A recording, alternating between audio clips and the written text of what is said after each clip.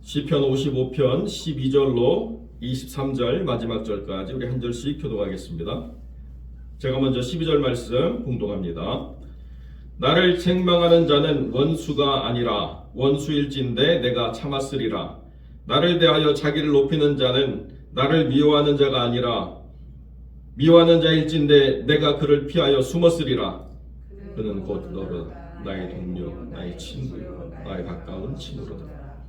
우리가 같이 재미있게 의논하며 무리와 함께하여 하나님의 집 안에서 다녔도다. 가만히 갑자기 그들에게 산채로 스오르에 내려갈지 이는 악독이 그들의 겉이 그들 가운데에 있으므로 나는 하나님께 부르짖으리니 여호와께서 나를 구원하시리로다. 저 아침과 정오에 내가 근심하여 탄식하니 여호와께서 내 소리를 들으시리로다. 나를 대적하는 자는 많더니 나를 치는 전쟁에서 그가 내 생명을 구원하사 평안하게 하셨도다. 옛부터 계시는 하나님이 들으시고 그들을 낮추시리니 그들은 변하지 아니하며 하나님을 경외하지 아니함이니 그는 손을 들어 자기와 화목한 자를 치고 그의 언약을 배반하였도다. 우유 기름보다 미끄러우나 그의 마음은 전쟁이요 그의 말은 기름보다 유하나 실상은 뽑힌 칼이로다. 내 짐을 여호와께 맡기라. 그가 너를 붙드시고 의인의 요동함을 영원히 허락하지 아니하시리로다. 하나님이여 주께서 그들로 파멸의 웅덩이에 빠지게 하시리이다. 피를 흘리게 하며 속이는 자들은 그들의 날이 반도 살지 못할 것이나 나는 주를 의지하리이다. 아멘. 본문의 말씀을 가지고 가족과 같은 친구의 배신 앞에라는 제목으로 이 말씀을 함께 나누도록 하겠습니다. 오늘 본문의 말씀은 또 여전히 배신이라고 하는 주제를 우리에게 전달해 주고 있습니다.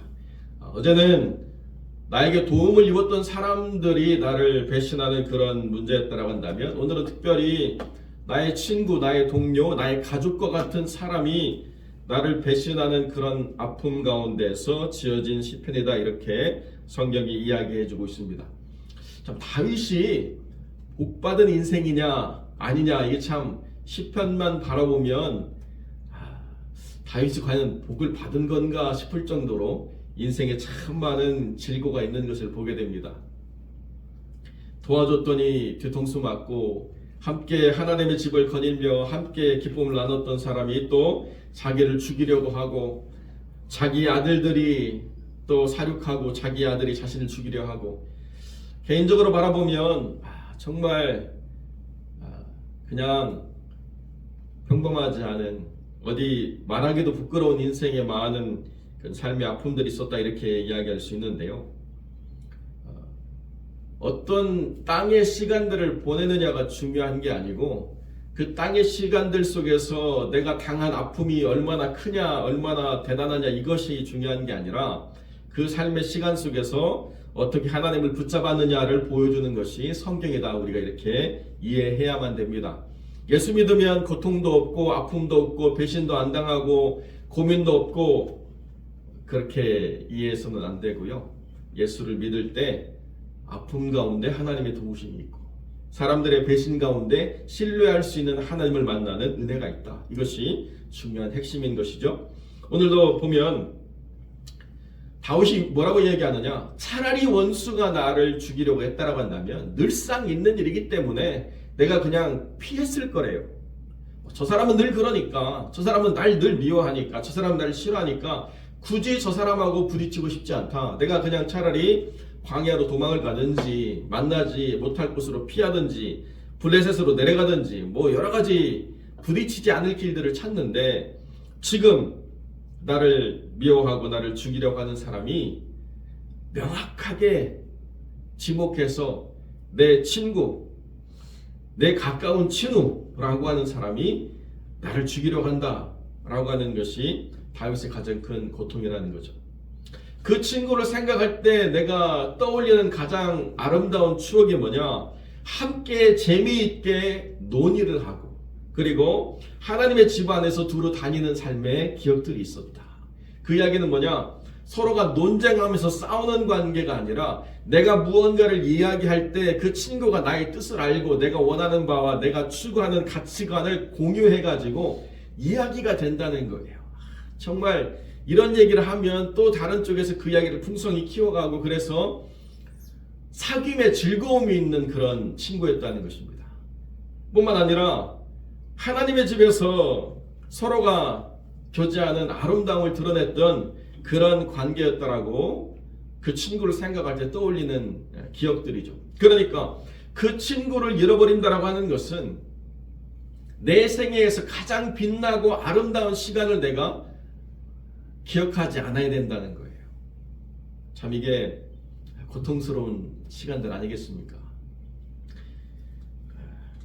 굳이 이것을 교회로 가져오면 참 복잡해지는데요. 한 교회 안에서 정말 함께 기도하고 함께 식사의 교제를 나누고 함께 교회를 위해서 애쓰고 수고했던 사람들이 갑자기 등 돌리고 외면하는 시간을 겪으면 내가 그렇게 하나님을 위해서 기도하고 애쓰고 수고했던 시간을 통째로 내가 다 기억하지 못하게 되는 아픔을 겪어야 된다는 것입니다.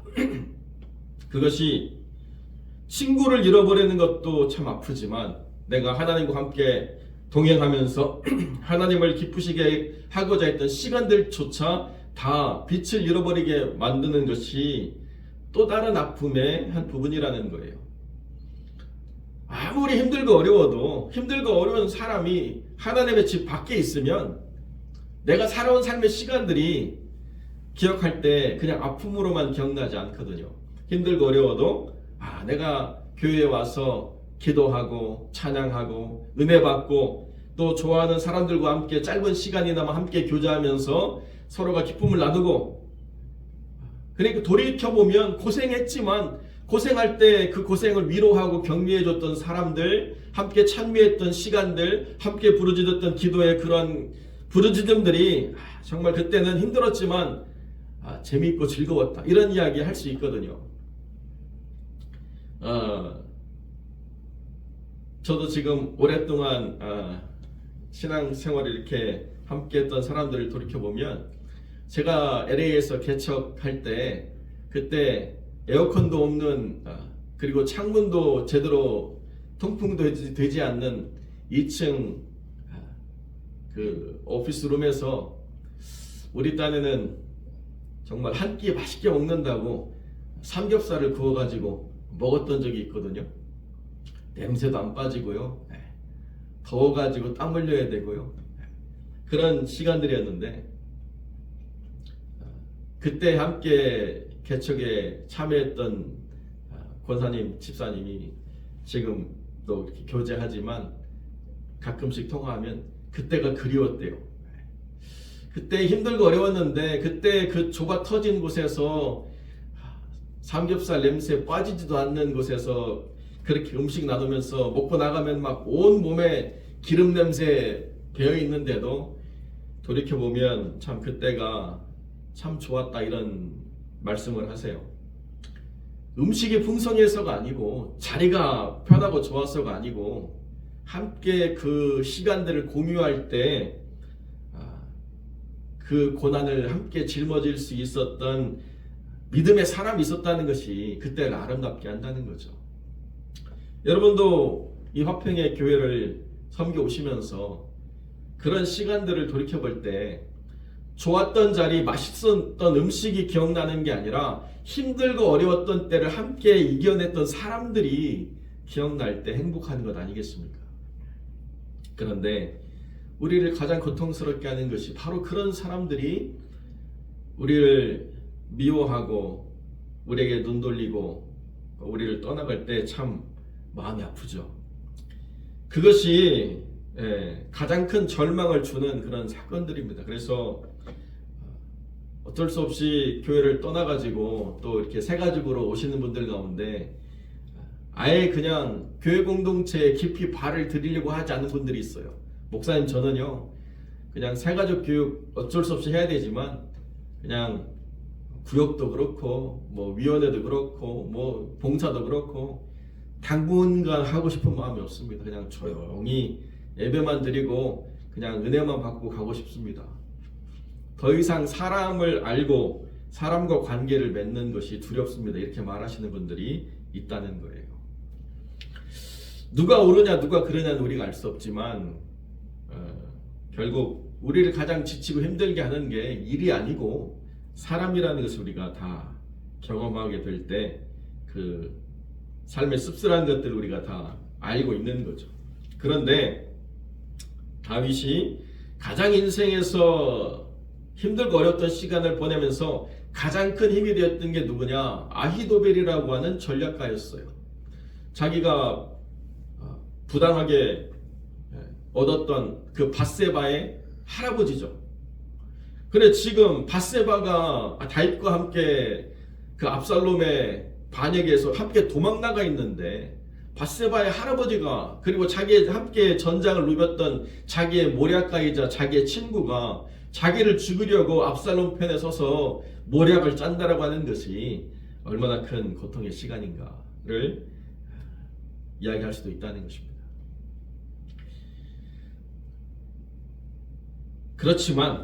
그렇지만 다윗이 뭐라고 이야기하느냐?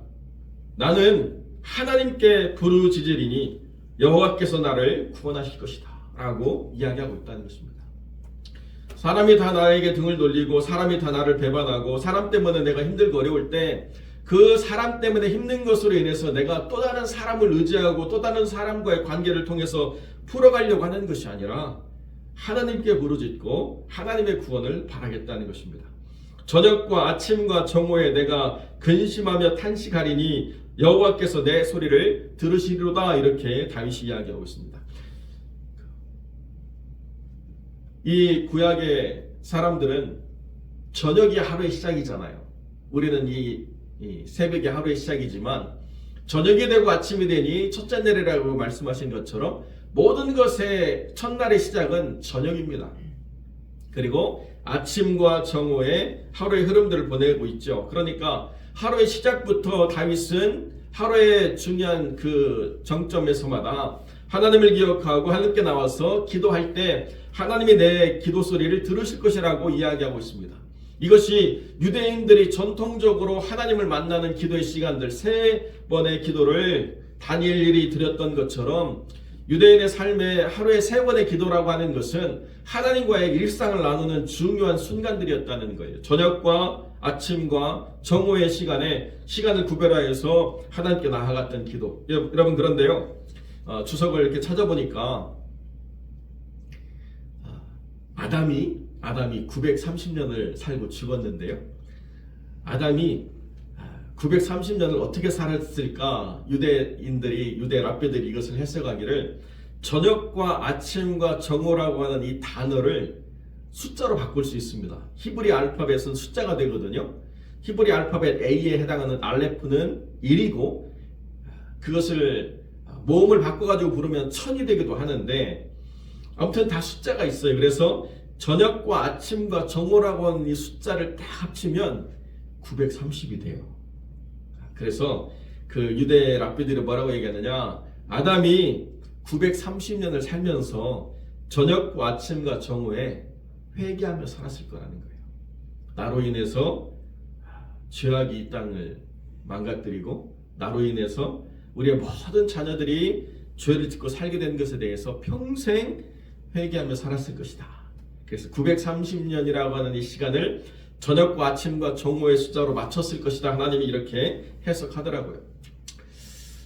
만약 틀리냐는 우리가 천국 가서 아담에게 물어보면 알겠지만 우리에게 전달하고자 했던 그들의 해석의 방법은 의미가 있는 것 같아요.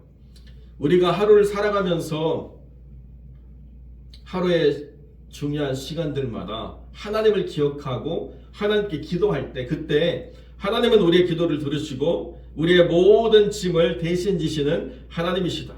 그래서 우리를 붙잡아 주심으로 우리의 요동함을 영원히 허락하지 않으시는 하나님을 우리가 만나고 경험하게 될 것이다. 이것이 다윗이 경험했던 하나님의 도우심이라는 거예요. 내 삶의 자리를 옮기시고 내가 살아가는 삶의 환경을 바꾸시고 나를 어떻게 다른 방법으로 살아가도록 새로운 삶의 여정을 여시는 것이 아니라 나를 그 자리에 있도록 붙잡아 주신대요. 내가 요동하지 않도록 하나님께서 나를 붙잡아 주셔서 내가 요동하는 것을 영원토록 허락하지 않으시고 그 자리를 지키게 하신대요. 이게 하나님이 우리를 붙잡아 주시고 우리의 짐을 대신 져 주시는 하나님의 거룩한 뜻이라는 것입니다. 그것이 우리가 어떤 순간에도 우리의 자리를 지켜내야 될 가장 중요한 이유라는 거예요. 물론 쉽지 않지만 그러나 그 자리를 지켜내기 위해서 우리가 노력하고 애쓸 때 하나님이 그 자리를 통해서 뜻하신 바를 이루고자 하시는 그 역사가 다 일어나게 돼 있다는 거죠. 제가 지금 새벽기도 이 시간에 방해받지 않기 위해서 저희 강아지를 새벽 3시 반에 깨워가지고 산책을 가거든요. 처음에는 눈도 못 떼더니 지금은 포기하고 끌려 나와요. 3시 반쯤 이렇게 툭툭 깨워가지고 야 나가야 돼 그러면 막 몸을 비틀거리면서 막 기지개를 켜고 갸 해가지고 끌려 나와요.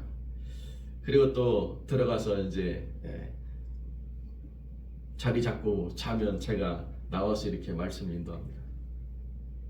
강아지도요 주인의 뜻에 따라서 순종하니까 데리고 사는 거예요. 제가 갔다 왔는데 막 온 집안을 다 물어뜯고 여기저기 다 막 오줌 싸고 똥 싸고 그러면 제가 감당이 되겠습니까?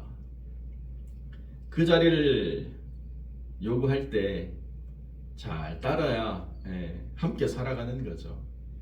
물론 지금까지 또 하나님 은혜 주셔서 잘 왔지만 아주 우리가 낮춰보는 그런 동물이라 할지라도 순종을 통해서 삶을 공유하는 것을 배우게 됩니다. 그렇지 않으면 감당이 안 되죠. 그런데 하나님이 지으신 가장 위대한 하나님의 작품인 사람이 하나님의 뜻에 순종하지 않고 자기 기분 따라서 자기 형편 따라서 때가 되면 하고 때가 되지 않으면 안 하겠다. 이거 참 하늘 보시기에 어려운 일이라는 거예요. 그렇기 때문에 이 고난의 때가 믿음의 사람의 가치를 드러내는 가장 중요한 순간입니다. 힘들고 어려우니까 지금 팽개치고 그 자리를 떠나가는 사람이 있지만 힘들고 어려울 때 그 짐을 들어주시는 하나님과 동행하면서 그 자리를 지키는 사람이 있다.